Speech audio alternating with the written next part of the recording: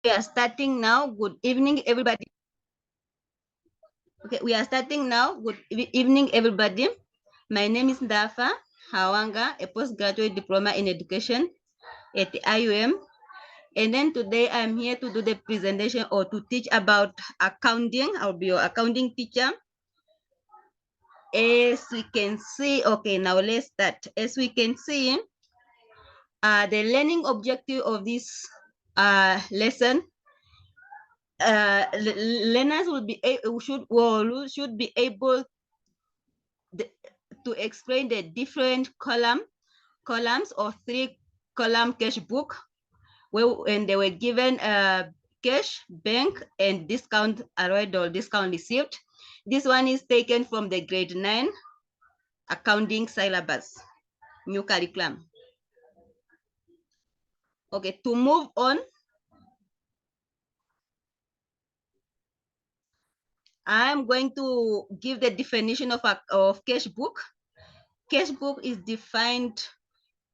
Cash book is defined as the book of first entry used to record all the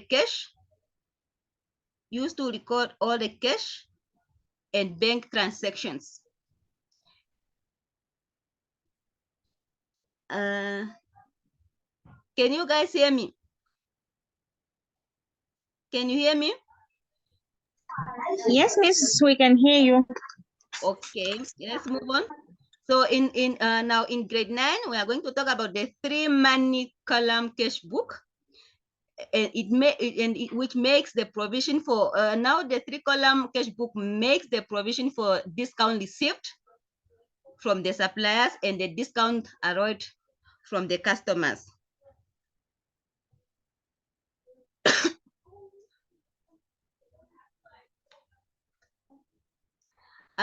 We have the 3-column, the format, the 3-column cash book format. As we can see, I numbered those the columns of the cash book from 1 to 8, but we have number 5 on the debit side, and then the number 6 is on the credit side. We will know why I did that. Okay, when you are busy with your cash book, the first step, you should write the title, which is the cash book of. Those dots, you are going to put the name of the business. The cash, for example, the cash book of, maybe let's use Kambra Trading, CC, and then we are going to put the month, which let's use November, and then the year, which will be 2023. Now the first column, on the first column, we have the doc, which is the document with the source document number. We have the date, details, folio, discount award, cash, bank. That one on the debit side. On the credit side, we also have the doc, which is the source document, the date, the details, the folio number, discount received, cash, and bank. Now let's move on one by one. Number 1, we have we are moving on with the explain. Now we are explaining each column on its own. The first column, as we said, is a document number, which is a source document. A source document, this is just a document where the transaction has been recorded. The document, or the first document, or the general ledger or journal, where you record your transactions. And then we have the different, those are the we have some different types of source documents. We have the cash, we have the cash register roll, we have the check somewhere, then we have the receipt, credit notes, and the rest.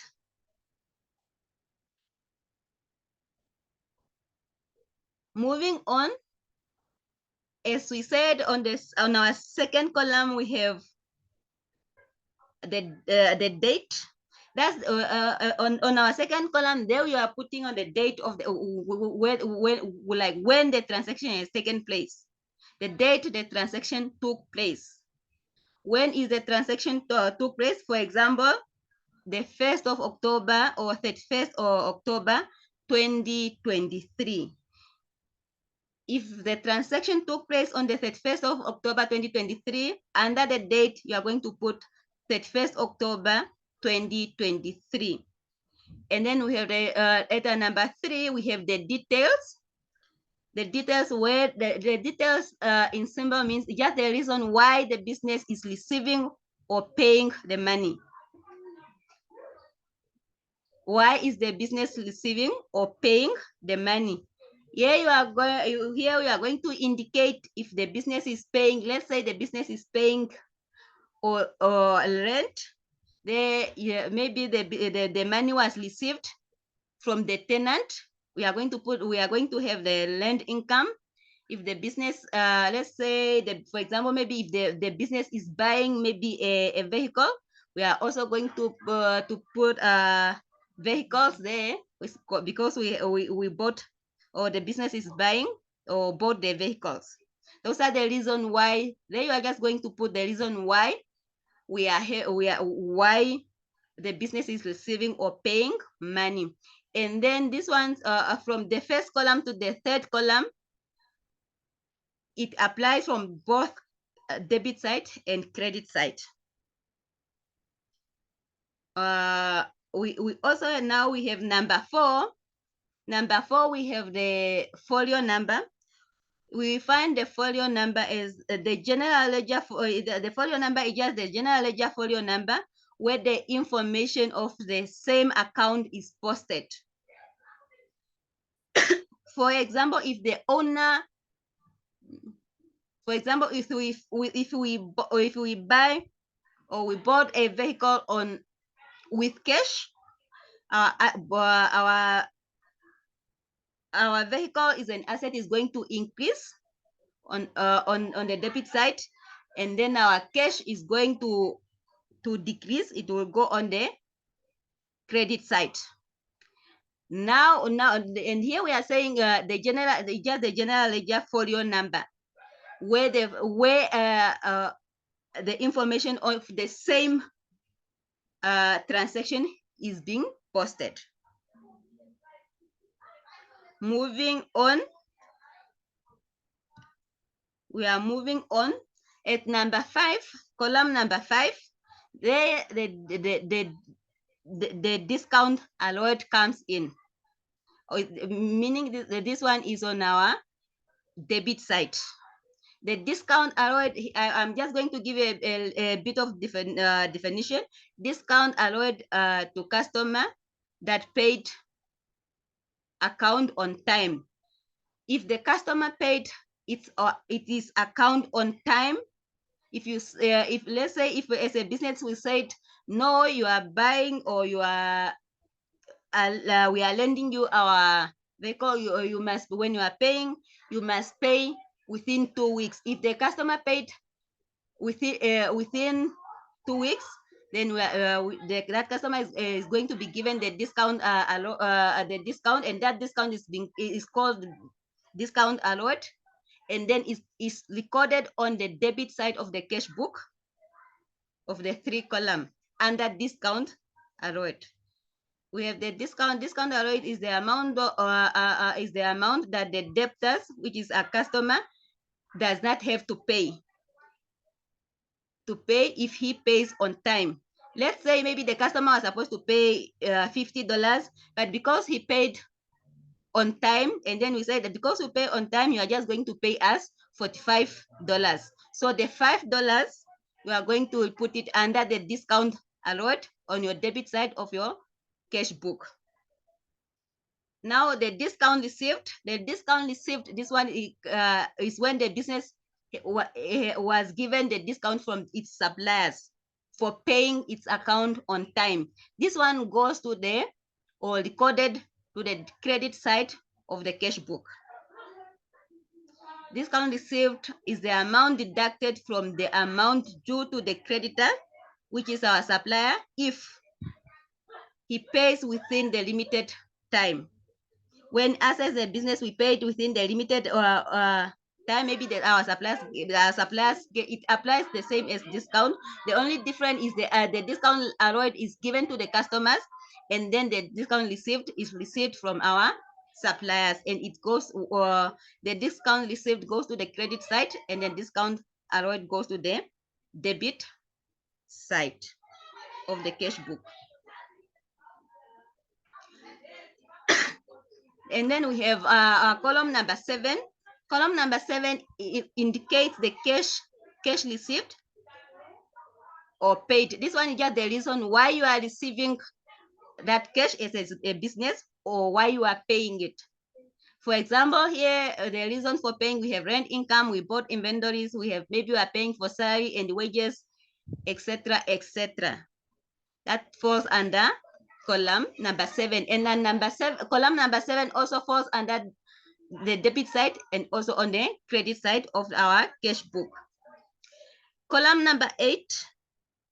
Column number 8 indicates the money received in the bank or payment from the bank. The column number 8 is bank, and it is on both debit and credit side. So when the money is received through the bank, it goes under bank. When it's received like cash, it goes under cash. If it goes now, if we paid, maybe if we paid our customer through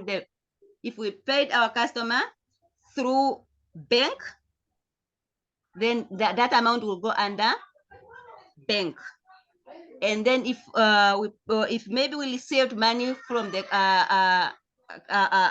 from our customer and not through the bank, it's also it falls under bank. It doesn't mix with cash.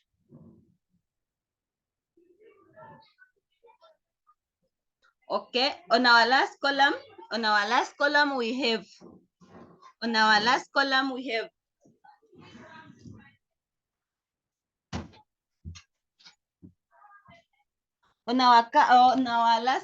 just have an example how it is being presented.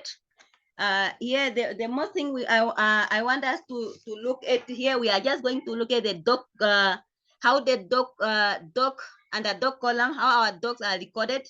Like here, we have number 1 under the balance brought down. We have R17, and then we have the date with the second. And the details are capital, which means the owner contribute money to the business. And then on our that's on our debit side. And then on our credit side, we also have our doc number, which was paid through the bank. And then that's why we have POP there. POP is paid under the bank. It was straight from POP is when the amount is paid straight from one account to another account. We have the date, which is the 4th. The detail is the purchases, and then the amount under bank. Let's look for another example with discount. On our debit side, we have R18, the date of the 6th. Al Jason. He was given, he is our debtors, which is our asset. We have falls under asset. He was given the discount of 200, and then he paid cash of 2,700. So the total is 2,900, but because he was given, Jason was given the discount of 200, that's why the 200 falls under discount allowed, meaning as a business, we didn't receive that money, that 200. That was, in short, that was just how we record our, that just how it will look like. We didn't start with the recording of transaction under cash book. That's why I didn't give you an example. That's why I didn't give you how to record it given transactions. But we will start with recording the transaction in our next class. And then the man on our debit side. On our debit side, we also have another discount allowed, and then we also have our discount received on our credit side. Is there any question? Are you guys together? Yes, Miss. I have a question. Yes. What's the question? Miss, I would like to know maybe where or how do I know that this transaction should be recorded on debit side or credit side, Miss? Okay, on your debit side, you record the money received, and on your credit side, you record the money the business spent. Debit side, the money received; the credit side, the money spent. Any other question? So, Miss, you mean all the money that I received in my company, for example, I must record them which side again? Debit or credit? On the debit side.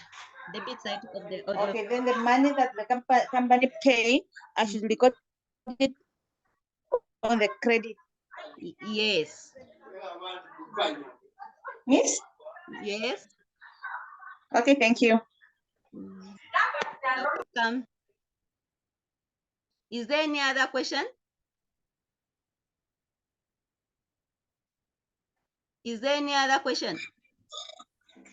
Yes, Miss, I have another question. Yeah, okay, what's the question? So